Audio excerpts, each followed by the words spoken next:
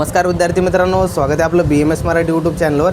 तर आजच्या व्हिडिओमध्ये आपण स्पेशली जो आपला ॲनाटॉमी पेपर 1 झाला आहे त्याचा रिव्ह्यू बघणारे विद्यार्थ्यांचा कसा पेपर गेला काय नाही आणि क्वेश्चन कशा प्रकारे आले होते, त्यासोबत जे काही पेपर 2 साठी काही वन डे प्लॅन असणार, रिव्हिजन प्लॅन कसा असला पाहिजे तर त्याच्याबद्दल सुद्धा आपण बोलणार आहे। आता बघा, जो की आपला ॲनाटॉमी पेपर 1 आजचा पेपर झाला त्यामध्ये ऑलमोस्ट जे काही क्वेश्चन आपण पाहिले होते तर आपला गेस्ट पेपर आणि एक्सपेक्टेड क्वेश्चन धरून सगळे क्वेश्चन त्यामधलेच होते। आणखी एक सांगतो, जे काही गेस्ट पेपर होते आपले ते गेस्ट पेपरमधला ऑलमोस्ट चारीचे चारी LQ त्यामधलेच होते। SCQ मध्ये 2-3 SCQ असे होते की थोडे आपल्याला काय म्हणता येईल की थोडे सिस्टीमच्या म्हणजे काय म्हणता येईल की आजपर्यंत विचारले नव्हते जे काही PYQ मध्ये, पण छान प्रकारे सोपे असे होते। बऱ्याच विद्यार्थ्यांना पेपर जर पाहायला गेला, ओव्हरलक पाहायला गेले तर मीडियम स्वरूपाचा असा पेपर होता। आणि ज्यांनी काल एक्सपेक्टेडवाला जो व्हिडिओ पाहिला असेल, मी सांगितलं होतं एक्सपेक्टेडवाला, त्यामध्ये मी बऱ्याच जागेवर तुम्हाला सांगितलं होतं की हा करून द्या, हा करून द्या, ॲज इट इज तेच क्वेश्चन आले। बरंचसं तुम्हाला खूप गोष्टी त्यामध्ये सांगण्यात आल्या होत्या, पण ज्या पोर्शनवरती मी फोकस करा म्हटलं होतं त्यामधला ऑलमोस्ट सगळा पेपर उतरलेला आहे। आता बघूया आपण यामध्ये क्वेश्चन बघा, यामध्ये सांगतो तुम्हाला त्या बघा, षडंगत्व आणि अंग प्रत्यंग विभाग एकदम सोपा प्रश्न होता, सगळ्या विद्यार्थ्यांनी चांगल्या प्रकारे लिहून आले असेल। आयुर्वेद नसून संधी आणि प्रकार वगैरे तर हा सगळ्यांना मी सांगितलं होतं। गेस्ट पेपरमध्ये आपला क्वेश्चन होता, वरचा पण गेस्ट क्वेश्चनमध्ये पेपर होता, म्हणजे गेस्ट पेपरमध्ये क्वेश्चन वगैरे होता। त्यानंतर स्नायू पेशी व त्याचे वैद्यकीय महत्त्व वगैरे, स्नायू वगैरे काल सांगितलं होतं, स्नायूचं वगैरे तुम्ही वाचून वगैरेचा पेपरमध्ये विचारून तुम्हाला असं म्हटलं होतं की दुसऱ्या अदर युनिव्हर्सिटीमध्ये स्नायूसुद्धा विचारलेला आहे, त्यामुळे करून द्या। त्यामुळे छान प्रकारे हे लिहायला असेल विद्यार्थ्यांनी। त्यानंतर केशनकदंते यांचे परीक्षणाच्या दृष्टिकोनातून निदानासाठीचे महत्त्व वगैरे, तर हे तुम्हाला क्वेश्चन थोडा ट्रिकी वाटला असेल, पण तोच क्वेश्चन होता, त्यामधून थोडा फिरून त्याला विचारलेला आहे। त्यानंतर काय म्हटलं, जे जम लेअर फॉर्मेशन वगैरे म्हटलं ना, डेरिव्हेटिव्ह वगैरे एकदम सोपा क्वेश्चन होता। बऱ्याच विद्यार्थ्यांनी हा ॲज इट इज लिहिला असेल, काही विद्यार्थ्यांनी नसेल लिहिला, कारण की बरेच विद्यार्थी वाचून सुद्धा गेले नसेल हा क्वेश्चन, आणि आपण सुद्धा नव्हता सांगितलं। खरं सांगाल काय, आपण सुद्धा हा क्वेश्चन नव्हता सांगितला, आपल्याला वाटलं नव्हतं हा क्वेश्चन येईल म्हणून, आणि एकदम सिंपल होता क्वेश्चन वगैरे पण विचारलेला आहे। त्यामुळे विद्यार्थ्यांनी काही जर लिहून असेल ह्याला तुम्हाला काहीतरी मार्क मिळतील वगैरे SCQला, ज्यांनी काहीतरी लिहिलं असेल, ज्यांनी बरोबर लिहिलं असेल त्यांना चांगले त्यामध्ये मार्क वगैरे मिळते। त्यानंतर ट्रायसेप मसल वगैरे, आपण जे काही मायोलॉजी घेतली होती तेवढ्या मसलमधलीच ही मसल आली, जेवढे की तुम्हाला 10-11 मसल दिल्या त्या PYQ मधल्या, त्यामधलीच ही मसल पडलेली जी काही ट्रायसेप मसल वगैरे, थायमस ग्लँड वगैरे आपण दिली होती, तुम्ही पाहिली असेल। त्यानंतर जे काही लिम्फॅटिक सिस्टीम वगैरे, ह्यामध्ये पूर्ण सिस्टीम वगैरे विचारली। आपण पर्सनली थोरॅसिक डक्ट वगैरे करून जासोबत लिम्फ नोड वगैरे म्हटलं होतं, आणि ज्या विद्यार्थ्यांनी ते जर डाटा यामध्ये लिहून आले असेल, जे काही थोरॅसिक डक्ट आहे, लिम्फ नोड वगैरे तुम्ही वाचून यामध्ये लिहिलं असेल, त्यामध्ये तुम्हाला चांगल्यापैकी मार्क पडणार। तोच डाटा होता, फक्त याला लिम्फॅटिक सिस्टीमच्या अंडर काय काय येतं ते तुम्हाला ह्यामध्ये मांडायचं होतं वगैरे, समजलं? तर तेच होतं, दुसरं काही नव्हतं। तर हे अशा प्रकार होता। यामध्ये क्वेश्चन फक्त एक होता, तर आपल्यासाठी आपण फक्त जम लेअर फॉर्मेशन आणि डेरिव्हेटिव्ह वगैरे हा क्वेश्चन सांगितलेला नव्हता काल एक्सपेक्टेडमध्ये। हा क्वेश्चन थोडा वेगळा होता आपल्यासाठी, आणि हे जो होता म्हणजे सोपा होता म्हणून सांगितला नव्हता, एवढा काही असं नव्हतं क्वेश्चनमध्ये, त्यामध्ये येण्याचे चान्सेस कमी होते, पण आला आहे क्वेश्चन, त्यामुळे काय नाही, तुम्ही जर लिहून आले असेल याबद्दल तुम्हाला 2-1 मार्क तर इझिली यामध्ये पडून येतील, काही म्हणजे जर त्या रिलेटेड लिहून आले असेल तर। त्यानंतर बघा, जे काही गर्भाची व्याख्या, गर्भोत्पादक भाव वगैरे हे होतं, तर हा क्वेश्चन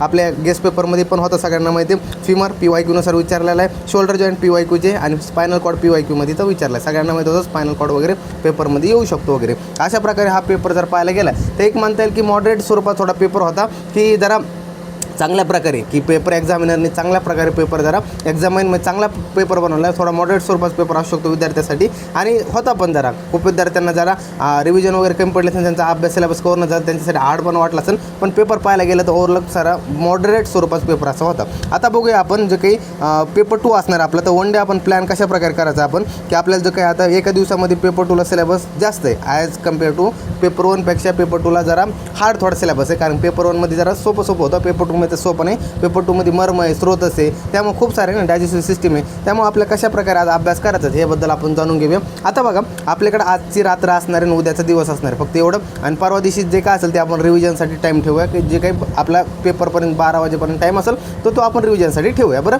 आता बघा काय करायचं आपल्याला, विद्यार्थ्यांना ध्यान ठेवा। आता यामध्ये आपल्याला LQनुसार तुम्ही अभ्यासाला लागत आहात। आज तुम्हाला काय करायचं आहे, most of the Ayurvedic portion जास्तीत जास्त कंप्लीट करण्याचा प्रयत्न करायचा आहे, कारण की आयुर्वेद पोर्शन कसं आहे, इझी म्हणजे म्हणण्याचा अर्थ कसा आहे की तुम्ही वाचताल तर तुम्हाला इझिली लक्षात राहून जाईल, त्यामुळे आपण सोपं म्हणतोय। मॉडर्नचं कसं तुम्ही वाचताल तर विसरून जाताल, की तुम्ही काय करताल, आता वाचताल तर उद्या सकाळपर्यंत पुन्हा विसरून जाताल, त्यापेक्षा आपण काय करा की आज रात्री तुम्ही मॉडर्न आयुर्वेद पोर्शन करायचं, त्यामुळे तुम्हाला पोस्ट आणि आशयशारी करा, यावरती तुम्हाला SCQ येतो, म्हणजे येतो पेपरमध्ये फिक्स असतो, कोल्ट किंवा आशयशारी यावरती SCQ येतो।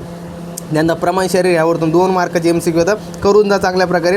मर्म शरीर ह्या तुम्हाला एक LQ फिक्स असणार आहे आणि एक SQ फिक्स असणार आहे. आज रात्री जेवढे तुम्हाला आज रात्री नाही जमला मर्म वगैरे तर उद्या सकाळी करा, पण मर्म शरीर नक्की वाचून जा, कारण की तुम्हाला मर्म शरीर एक LQ आणि एक SQ करेल. मी प्रेफर करीन तुम्ही आज रात्री मर्म नका करू, कारण की मर्म करायला घेताल तर तुमचा सगळा जी काही एनर्जी असेल तर मर्मामध्ये वेस्ट होऊन जाईल सगळी, आणि त्यामुळे तुमचा जी काही रात्रमध्ये जेवढा अभ्यास व्हायचा तेवढा नाही होणार. तुम्ही आज रात्री मर्म ना घेऊ. आज काय घ्यायचं, कोष्ट आशय शरीर घ्या, प्रमाण शरीर घ्या, शिरा धमनी घ्या, स्रोतच घ्या. स्रोतच काय नाही, तुमच्याकडे चार्ट वगैरे असेल स्रोताचा मूलस्थान वगैरे आणि जे काही लक्षण दुष्ट लक्षण वगैरे आपण म्हणतो तर ते तुम्हाला चार्टनुसार वगैरे करायची. त्यामुळे काय नाही, फक्त ध्यानात ठेवा की स्रोतच कोणते काय नाही, त्यावर SQ आला आणि किंवा MCQ वगैरे आले तर आपल्याला कशा प्रकारे आपण अटेम्प्ट करू शकतो, LQ आला तर कशा प्रकारे अटेम्प्ट करू शकतो हे तुम्हाला लिहिता आलं पाहिजे. समजलं. त्यानंतर झालं कला इंद्रिय आणि त्वचा वगैरे हे करून जा. यामध्ये सप्तकला वगैरे झालं, जे त्वचेचे 7 लेअर वगैरे ते तुम्हाला आयुर्वेदनुसार माहिती पाहिजे. सेपरेट SQ ह्यांच्यावरती पाहायला मिळू शकतो, सप्तकलावरती त्यांच्यावरती, आणि इंद्रियचा आपला पदार्थमध्ये आपण शिकलेलंच वगैरे, यामध्ये एवढं काही नाही. मग दुसऱ्या रोजी तुम्हाला काय करायचं, हे आज तुम्हाला काय करायचं, आज रात्री कोष्ट आशय शरीर,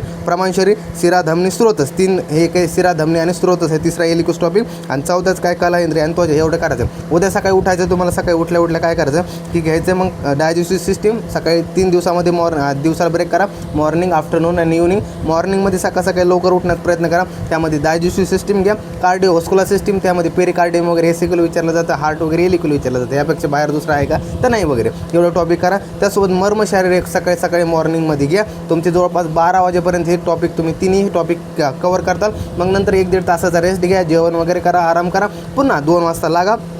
आफ्टरनूनच्या पिरियडमध्ये तुम्ही सेन्सरी ऑर्गन घ्या. 5 सेन्सरी ऑर्गन इझी आहे, तुमचे 2-2.5 तासामध्ये तोंडपाठ असे होऊन जातील. त्यामध्ये ध्यानात ठेवा काय नाही, शॉर्ट फॉर्ममध्ये ध्यानात प्रयत्न करा, ट्रिक लावायचा प्रयत्न करा वगैरे, डायग्राम वगैरे चांगलं करून जा, कारण की एक पेपरमध्ये सेन्सरी ऑर्गन फिक्स येणार आहे. समजलं ना. त्यामुळे तुम्हाला दुपारचा जो पिरियड असेल 2च्या नंतर समजा तर 6 वाजेपर्यंत सेन्सरी ऑर्गन चांगल्या प्रकारे करून या. मग इव्हनिंगचा पिरियड सोडून इव्हनिंगमध्ये तुम्हाला काय करायचं, रेस्पिरेटरी सिस्टीम आणि दुसरी आपली कोणती युरिनरी सिस्टीम आणि रिप्रोडक्टिव्ह सिस्टीम. यामध्ये सिंपल टॉपिक आहे रेस्पिरेटरी आणि जे काही युरिनरी सिस्टीम यावरती 3 SQ असणार आहे, आणि जे काही रिप्रोडक्टिव्ह सिस्टीम यावरतून 1 SQ असणार आहे. आता 1 SQ जो असणार तो PYQ बेसच असणार आहे. मागचे जे काही PYQ पडले तर त्यावरती मोस्ट ऑफ ह्या जे काही 3 सिस्टीम यावरती PYQ पडतात, आणि तुमचा जो पेपर 2 असणार आहे पूर्ण PYQ बेसच असणार आहे. जे काही LQ म्हणा SQ म्हणा सगळे PYQ बेस पाहायला मिळणार आहे. फक्त तुम्हाला एखाद दुसरा जो काही SQ असेल तर तो तुम्हाला थोडा वेगळा पाहायला मिळू शकतो, नाही तर ऑलमोस्ट सगळा पेपर तुमचा PYQ बेसच येणार आहे पेपर 2 पण. त्यामध्ये तुम्हाला चांगलं एक करून जा की सगळ्यांचं क्लिनिकल सगळ्यांचं जास्त करा.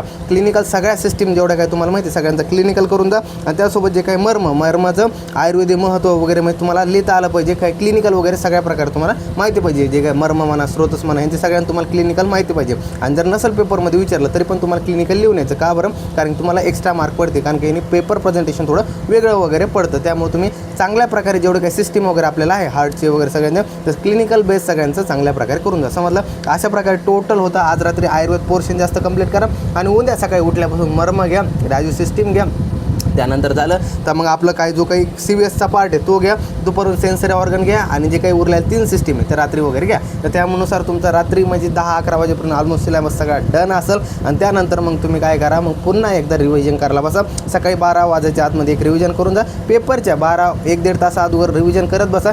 तुमचं एकदा रिव्हिजन पडली की तुम्हाला पुन्हा ग्रिप येते, कारण की दिवसातून तुम्ही 2दा ऑलमोस्ट वाचलेला असेल. त्यामुळे तुम्हाला तो कंटेंट एकदा डोळ्याखालून जरी गेला असेल पेपरमध्ये काही ना काहीतरी 100% लिहून येतील. त्यामुळे सोपा पेपर जाईल तुम्हाला, एकदम इझी पेपर जाईल, आणि पेपर 2 पूर्ण PYQ बेस असणार. त्यामुळे चांगला अभ्यास करून जा. जे काही PYQ जास्त पडलेले त्यावरती एकदा नजर मारून जा. 100% त्यातले खूप सारे PYQ as it is repeat होताना तुम्हाला दिसतील. फक्त एखाद दुसरा जे क्वेश्चन असतील तर ते तुम्हाला थोडे वेगळे पडतील, बाकी सगळा PYQ बेस पूर्ण पेपर दिसू शकतो. समजलं ना. अशा प्रकारे आहे. त्यामुळे PYQचा पण साईड बाय साईड अभ्यास करून पूर्ण पेपर अटेम्प्ट करा जा. समजलं. तर भेटूया पुढच्या व्हिडिओमध्ये, आणि हे जे आन्सर आपल्या ग्रुपवरती व्हॉट्सअप ग्रुपवरती भेटून जातील. आणि ह्याचा गेस्ट पेपरचे वगैरे ह्या गेस्ट पेपर सुद्धा आपल्या ॲपवरती अपलोड होतं. सगळ्यांना माहिती 1 रुपयामध्ये फ्रीमध्ये आपण गेस्ट पेपर देतो, कारण की विद्यार्थ्यांचं चांगलं असण्याकरिता. त्यामुळे जा, फ्रीमध्ये आहे, पेपर जॉईन करा वगैरे. निसता ते मला काहीतरी फायदा झाला त्यामधून 5 मार्काचा 10 मार्काचा ऑलमोस्ट फायदा होतोच. मला माहिती आहे ऑलमोस्ट सगळा पेपर येतो. एखाद दुसरा क्वेश्चन जर सोडला तो नसतो यामधला, बाकी सगळा पेपर त्यामधूनच येतो.